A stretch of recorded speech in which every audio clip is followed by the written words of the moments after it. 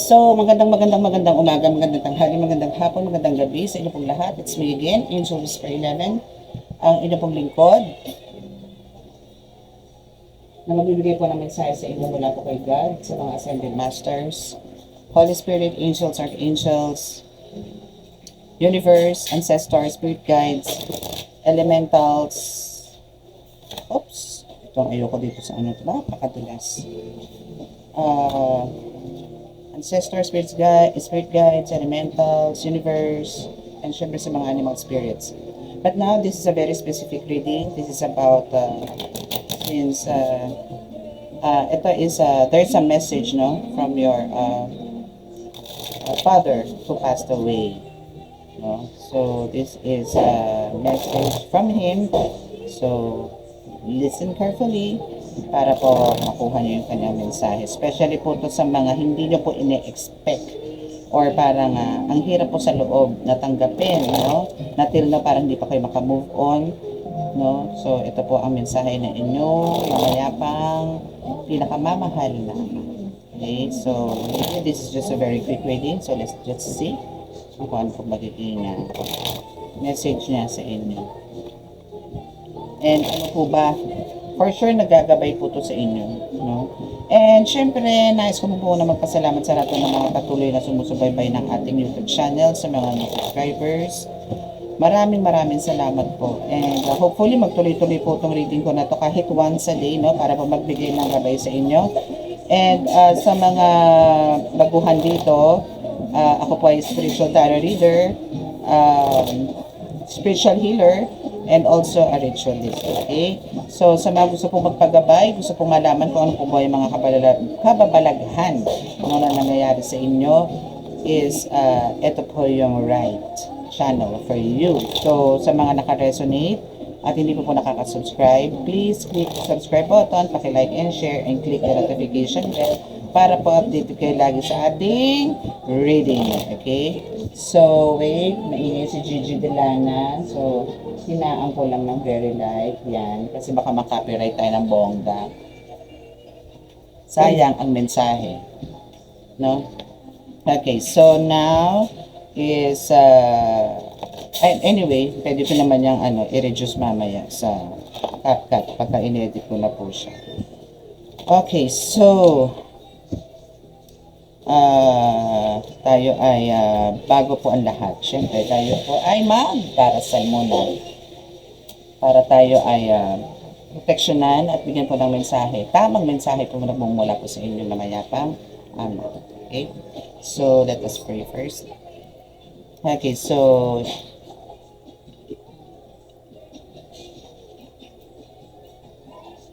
sa ngalan ng Diyos sa masalangit, mahal na Kristo, mahal na Birhen Maria, mahal na Santo Niño, basbasan po ninyo, napakalalakas sa kapangyarihan, banal na dugo, banal na nga, banal na espiritu, mga cards na ito, para pa makapagbigay po ako ng mensahe sa aking mga tagapanood at sa mga tagapakinig ko na nanggaling po sa kanilang na mayapang Ama. Kung ano man po ang mensahe na ito, nawa po ito'y makarating sa karapat-dapat. Maraming salamat po. At ako po'y patuloy po na nanalangin na po inyong bigyan ng kaligtasan, ira po sa ng kapahamakan, sila sa sakuna, at klase ng karamdaman na tukso, at bigyan po ng kagalingan lahat po may karamdaman. Maraming salamat po. Amen. Okay, so let's start. And hoping hindi po mag-overflow to kasi tabingi yung aking kandila. So, baka pag umiyak siya is, ayan, so diretso lang natin siya. Okay. So, let's check kung ano po ba ang mga nangyayari na sa kanya. Kung gusto nyo lang po alamin, kung ano po yung mga nangyayari sa kanya habang siya ay nagmamasid sa inyo. Ano na po ba, mga naobserbahan niya, mga ganon, no? At bakit kailangan niya po magbigay ng mensahe sa inyo. So for short, kaya po siya nandito ngayon is meron po siya mga napansin sa inyo, siguro mga couple of weeks ago or maybe last month, mga ganon. So let's see. And anyway, sa mga gusto pong mag-avail ng mga all-in-one protection, mga medallions, no? So chat lang po kayo. Andiyan po sa description box ang aking contact number. Nasa description box po ang aking contact number sa mga gusto pong magpa-reading, magpa-ritual, magpagamot, na andiyan lang po. No? Walk-in man po yan or walk-in or what's this, online. Okay? So, let's see kung ano po yung message ni Father ninyo. Okay, so from malayo, so there's a maritime, ocean traveler, maybe for some of you. Kailangan niyo pong mag-explore more sa inner self ninyo. Kasi po talagang kayo po, ang pinanggalingan niyo po is from ancient Egypt. Okay, your power is from there. No? But you ano ka dito, maybe before, no, you are one of the goddess or gods. No, sa mga nakikinig po ngayon na, ayan na, umiiyak na aking kandila. So, nag-overflow na nga siya. Ito yung ayoko kasi makakapitan ng aking sapin. So, kailangan ko po muna maghanap for a while. Wait lang po, ha? Samantala, nilagyan ko muna siya ng karton. Okay, so para yung overflow niya is, alam niyo yun, hindi po ano, kasi gaano talaga siya, tatapon. Kasi andun yung hangin from main door. Siguro kailangan ko siyang takpan para hindi siya mag-overflow. Ayan. Ay, ano pa din? It's from the window na. Okay. Anyway, the kung makapapansin niyo po yung, ay, hindi niyo na makikita yung kandila. Kasi kakaiba po yung kilos niya. Anyway, so, for some of you is, from the spiritual world, no, ito is, sinasabi na, they know, no, na parang kayo is easy target.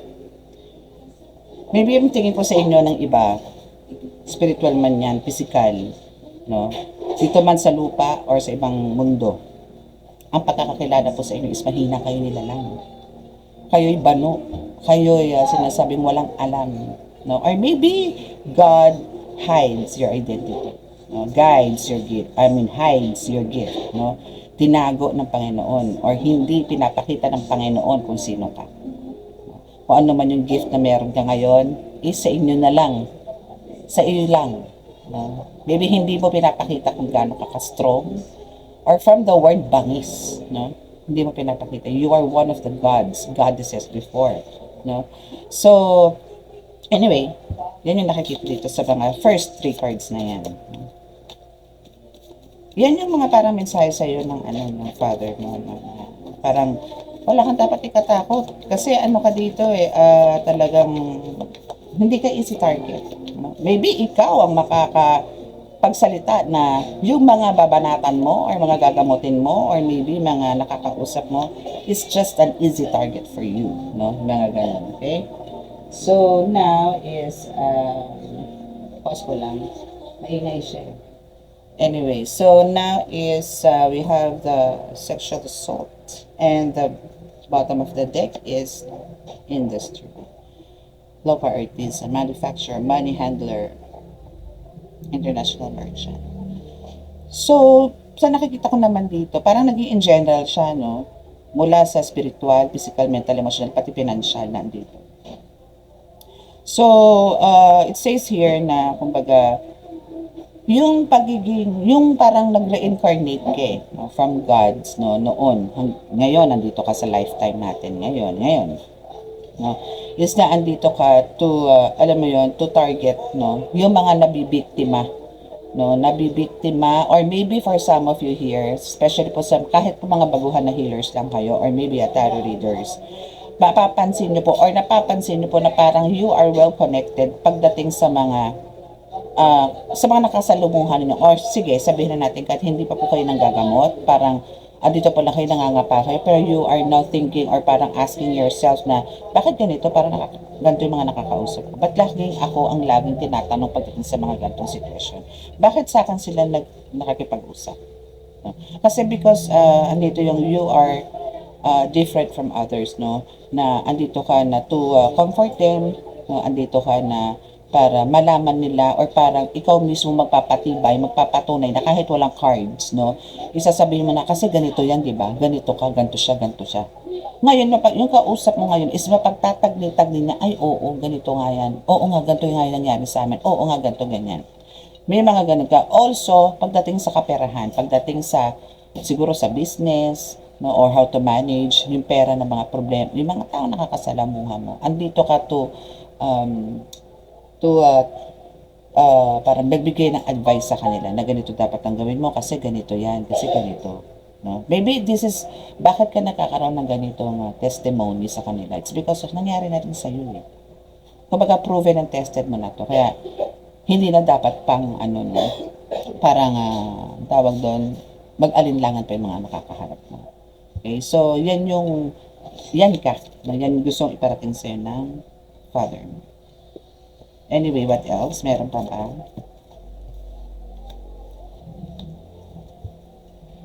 Oops, nothing. Okay, so fourth, so bubunot na lang siguro ako ng isang card. That's your bottom of the deck, no? Kasi, ano siya. Okay, still.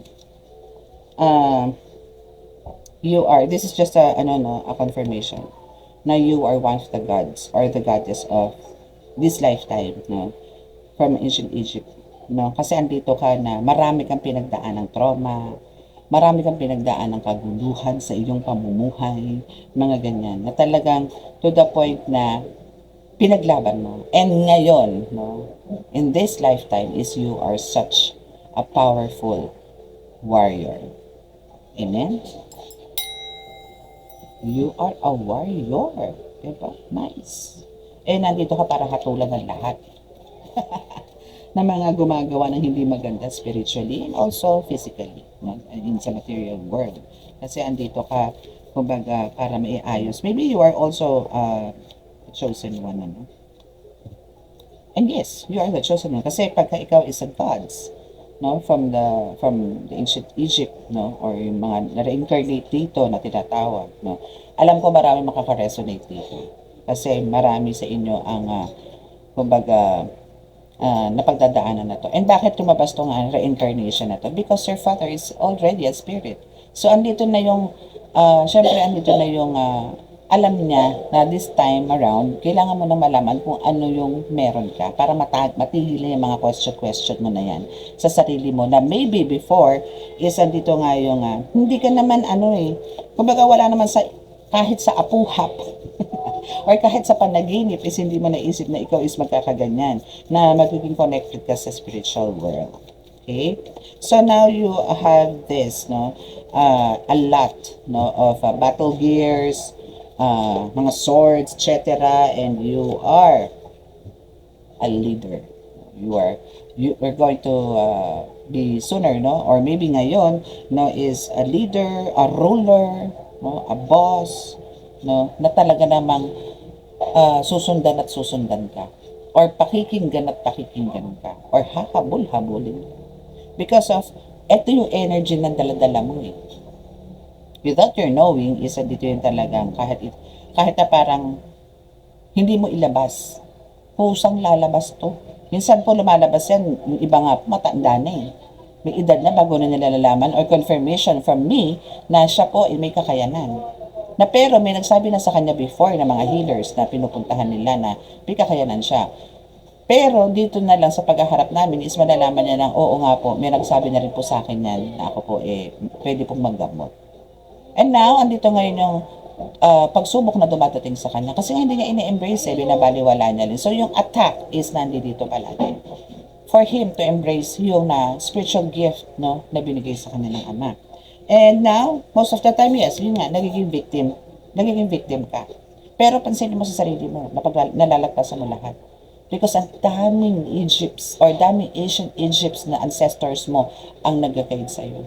And they are also parang gumagawa ng paraan para lunukin ng mga or ibaon sa pyramid or ilagay sa tuktok ng pyramid to mga gumagawa sa iyo spiritually. Okay? So your father is now taking care of you as well. Okay?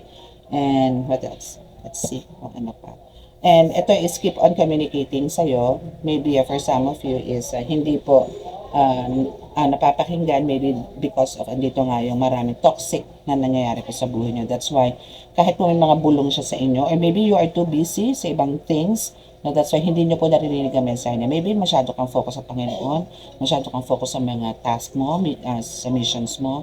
That's why yung message niya natatabunan or hindi nakakarating sa'yo. But I'm here not to tell you na ito po yung gusto niyang mensahe sa inyo. About the discrimination, about the underestimate kayo ng mga tao sa paligid niyo, deadmahin niyo po. Okay? So, ano pa po ba ang mensahe sa inyo ng inyong Father Dear na namayapa po? What else?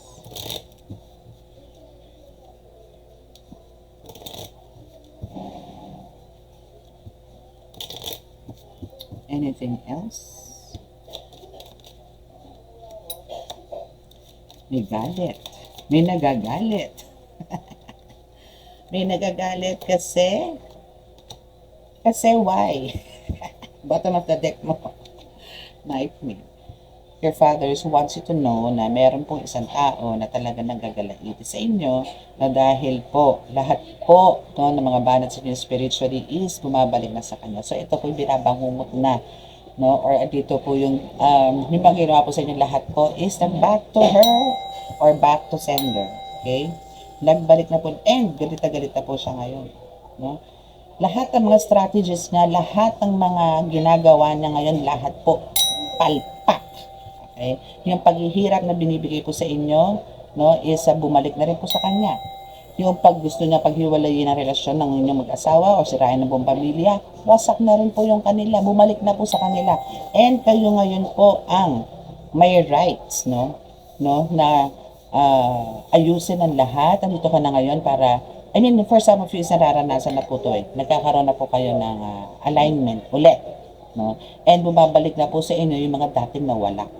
And about sa love, eternal love, na kayo po talaga ng as a couple or as a family, no, is talaga pong this is meant to be. Kasi si God po ang nagdala sa inyo. Kung sino man po yung na-meet ninyo at ano man yung pong binubuo ninyo ngayon, kagustuhan po ng Panginoon yan and nobody can break it. No? Wala pong pwede makasira niyan kahit ako kayo nire-ritualan pa. Okay? Yes, because of this, so, a trust, no, is andyan na ulit, no, honesty, oops, bumagsak talaga, and there's a good news coming.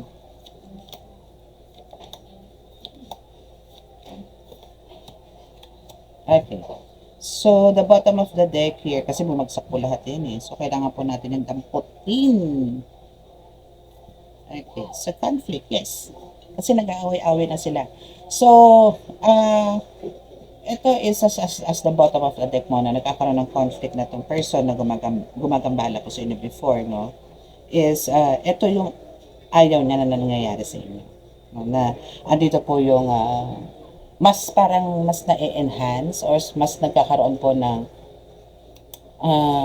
yung kasi gusto nito yung magkaroon kayo ng, parang as in, magkaroon ng separation, magkaroon ng breakup, magkaroon ng laging away, murahan, pisikalan, gano'n ang gusto niya. But, ang nangyayari ngayon dito is, nagkakaroon kayo, parang mas nagiging deeper yung relationship ninyo. Yung love, care, understanding, mas nagiging ganun, mas nagiging level up, no? And andito pa yung, imbes na kayo is parang ano tawag doon, bumagsak or parang mawala ng pag-asa sa buhay, may mga dumadating na good news sa inyo, good things, no? Andito lahat-lahat. There's a lot of surprises and miracles ang nangyayari sa inyo. Because God is with you, di ba? Amen. So, alam mo yun, parang kahit na feeling trapped ka, or feeling parang nakakulong ka, or parang feeling na bigat-bigat lagi ng energy mo, bakit ganun?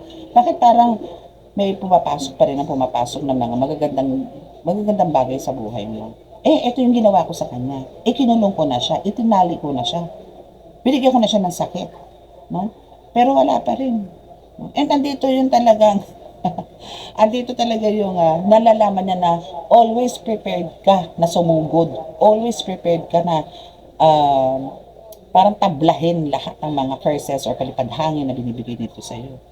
No? And again, there's a lot of promises, no, na maybe, pwede ko i-consider to na may mga pinangako sa iyo ng Panginoon, may binitawan sa iyo salita ang Panginoon, or maybe andito yung asawa mo or husband mo na maybe binigay din ng pangako sa iyo.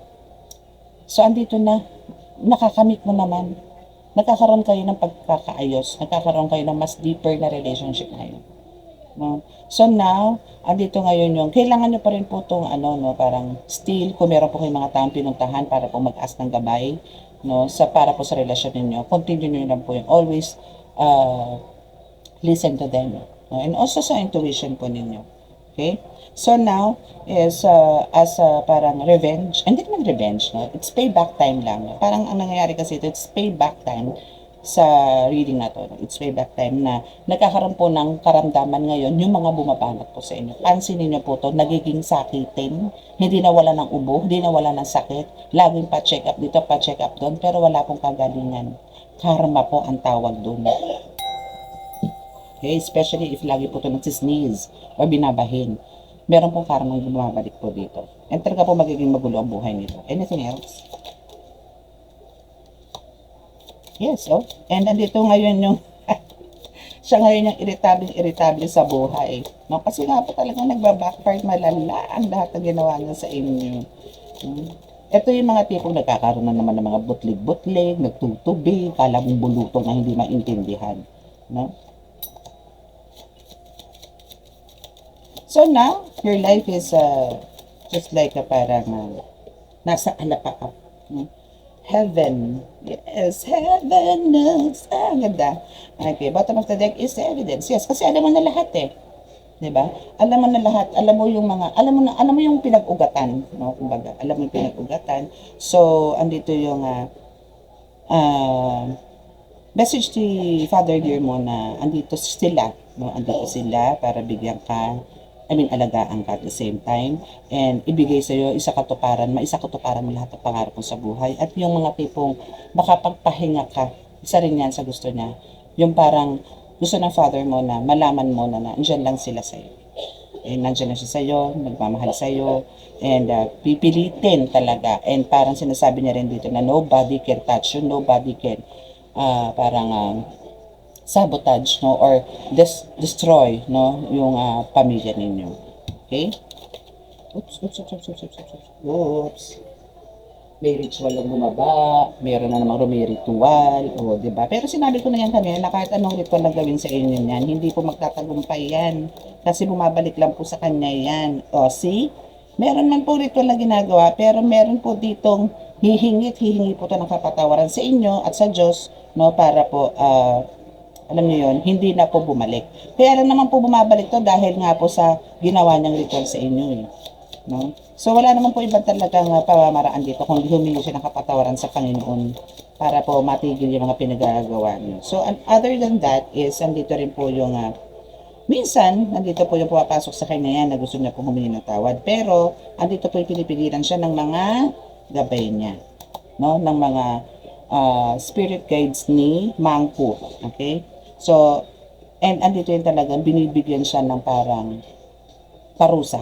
Kasi hindi po yan karapat dapat. Unless talaga may edad ka na, talaga mahina ka na, and gusto mo talagang bumitaw, parang kailangan mo nang harapin yung mga consequences na possible na mangyari sa iyo. No?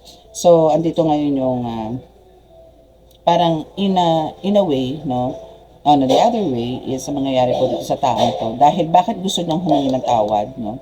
Dahil andito na po yung nakakaramdam na po siya na wala na pong movement sa buhay niya. Even yung mga sakit na nararamdaman niya, hindi na po gumagaling. Pero mangko siya. Kasi po yung mga yan, may pamamaraan din po yan. Kasi po ang ginalaw niya rito is chosen one.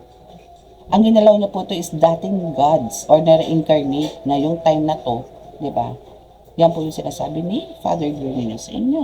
Okay? So ito po yung may mga binayaran na rin. No? Ito po ay may mga sinumusulan na rin. May hininga na rin po ng tulong sa malalayong lugar. Okay? But, hindi sila umubra sa kapangyarihan ng Ama at kapangyarihan mo kung meron man.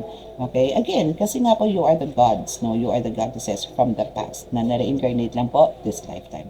So, pinaka-highlights po nito, sinasabi sa inyo na Father niyo, no fear. No? No fear po kayo.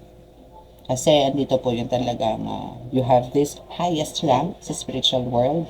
So, you are the gods and the goddesses, no, or the goddesses, no, in this lifetime. So, congratulations. And this is the message of your Father. So, kung gusto niyo po ng another message na makuha po sa inyo, kung gusto niyo po malaman if ever, no, ang kamatayan po ba ng inyong magulang or hindi naman, no, is spiritual or physical, let me know. Andyan lang po sa description box ang aking contact details. So, chat lang po kayo para po malaman ninyo kung ano po yung katotohanan behind the scene. Lalo na po yung mga nagsususpecha dyan na baka kinulam lang, no, kaya namatay kasi bigla ang hindi na huminga, parang pinakapapasok mo ng ospital, tigok agad kinabukasan or maya-maya patay na, pero malakas naman siya. Yung mga ganon. Okay? So, this is your reading for today and thank you so much for listening, for watching, and God bless you all. And, sa mga hindi po naka-resonate, hindi po nakaka-subscribe, at naka-resonate po, no? Please click the subscribe button, click like and share, and click the notification bell para po update kayo lagi sa ating ngayon. Maraming salamat po. God bless us all. God bless you all. And love, peace, and hope, and love and light. Bye!